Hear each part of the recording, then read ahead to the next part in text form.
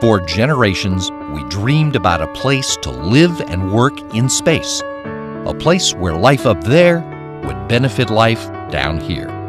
Today, that dream has come true. Research on the International Space Station improves lives all over the world. The station's benefits for humanity grow every day, and they can be told by the lives that have been changed.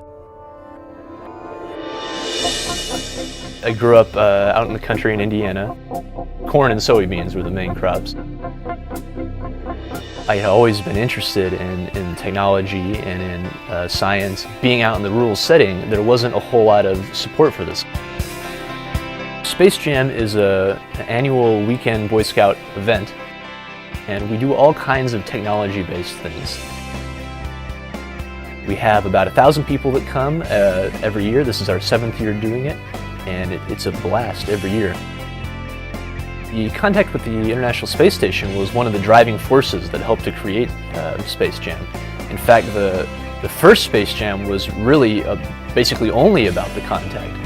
It was a dream of a ham radio operator to say, hey, I want to talk to the astronauts on the space station. How cool could that be? That's the top of the game.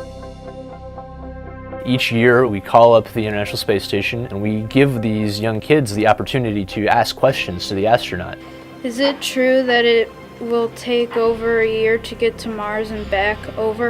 It absolutely is true. The first time that I remember really having this real impression was, I think, the 3rd year we did this.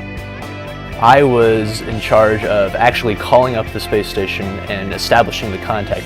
We were out in the middle of the night in a field, and I said, NA1SS, NA1SS, this is WB9SA, calling for a scheduled contact. Do you copy, over? And I said it again, and then all of a sudden, real crisp comes back, WB9SA, this is the International Space Station, how are you doing tonight? And we're like, oh, this is amazing.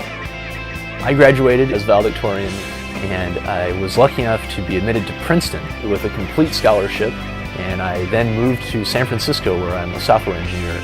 So I went from living on a farm to living downtown in San Francisco writing software for people. It was a really amazing experience to do all that.